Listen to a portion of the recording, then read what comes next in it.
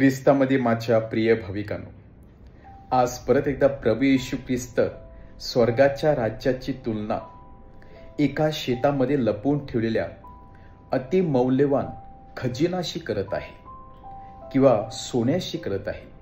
आणि ज्या व्यक्तीला या शेतामध्ये लपवून ठेवलेल्या दागिन्याविषयी माहीत पडते तेव्हा ती व्यक्ती सर्वस्व विकते. ती व्यक्ती भरपूर प्रयत्न करते ते शेत विकत घेण्यासाठी, कारण त्या व्यक्तीला ठाऊक असते त्या शेतामध्ये एक अतिमौल्यवान सोनं, दागिना किंवा खजिना आहे आणि जर तो खजिना त्याला मिळाला तर त्याला सर्वस्व मिळालं. आणि ती व्यक्ती मागचा पुढचा विचार न करता ते शेत विकत घेते व तो जणू काही गर्भश्रीमंत बनवत असतो. पुढे प्रभू येशू ख्रिस्त सांगत आहे की स्वर्गाचे राज्य एका शिंपल्यातील मोतीप्रमाणे आहे आणि ज्या व्यक्तीला तो मोती सापडतो ती व्यक्ती सर्वात श्रीमंत व्यक्ती असते. या दोन उदाहरणाद्वारे प्रभू येशू ख्रिस्त सांगत आहे की या दोन व्यक्तीला स्वर्गाच्या राज्याचं महत्त्व समजलेलं होतं आणि या दोन व्यक्तीला स्वर्गाच्या राज्याचं महत्त्व समजल्या कारणानं त्यांनी मागचा पुढचा विचार न करता सर्वप्रथम प्राधान्य किंवा फर्स्ट प्रायोरिटी त्याने स्वर्गाच्या राज्याला दिलेली होती, देवाला दिलेली होती.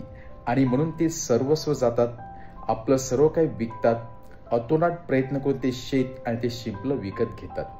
म्हणजेच देवाला ते महत्त्वाचं स्थान देणं समजतात. बाकीच्या लोकांना त्याचं काहीच पडलेलं नव्हतं आणि त्यामुळे स्वर्गाचे राज्य त्याच्या पदरात पडू शकलं नाही.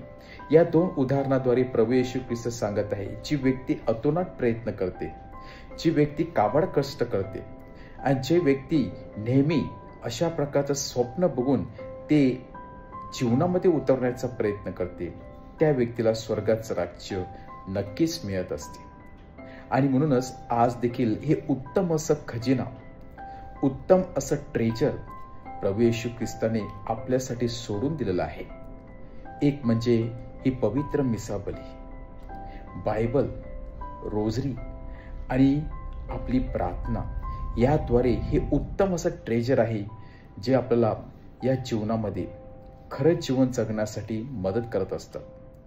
जेव्हा आपण कन्फ्यूज होतो, जेव्हा आपण या जीवनामध्ये दिशाभूल होत असतो, तेव्हा ह्या गोष्टी, हे ट्रेजर आपल्याला मदत करत असतात परमेश्वरावर येण्यासाठी, परमेश्वराच्या जवळ येऊन त्याचा अनुभव घेण्यासाठी.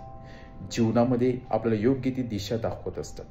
परंतु जे व्यक्ती याच्या मागे लागलेले असतात, धडपड करत असतात, त्यांनाच त्याचा फायदा होतो.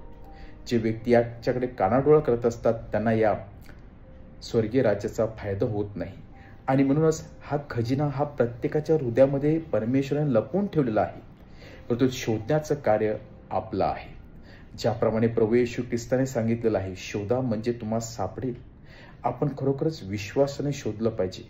जो खजिना बाप्तिस्माद्वारे आपल्या हृदयामध्ये आहे, तो खजिना ही फार उत्तम असा खजिना आहे. तो खजिना स्वर्गाचं राज्य आपण शोधण्याचा प्रयत्न करूया, ज्याची तुलना मोत्यापेक्षाही मूल्यवान आहे किंवा सोन्यापेक्षाही अति मूल्यवान आहे. असं स्वर्गाचं राज्य आपल्या जीवनामध्ये आहे, आपल्या हृदयामध्ये आहे. त्याचा अनुभव आपण घेऊया. क्षणभर शांत राहून आपल्या जीवनामध्ये काय चाललेलं आहे, आपल्या हृदयामध्ये काय आहे, त्याचा आपण आढावा घेण्याचा प्रयत्न करूया.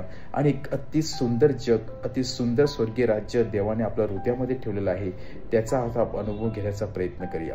आणि त्यामुळे स्वतःसाठी टाइम काढूया, स्वतःच्या जीवनावरती मननचिंतन करूया.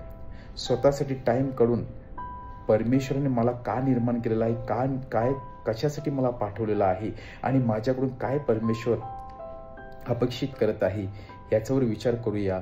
आणि परत एकदा आपल्या जीवनामध्ये जे सोनं लपलेलं आहे, अतिमौल्यवान हिरा लपलेला आहे, मोती लपलेला आहे, तो आपण काढून आपलं जीवन समृद्ध बनवण्याचा प्रयत्न करूया. आणि नक्कीच स्वर्गाचं राज्य ज्याला मिळेल त्याचं जीवन नक्कीच आनंदित आणि समृद्ध होणार आहे. आमेन.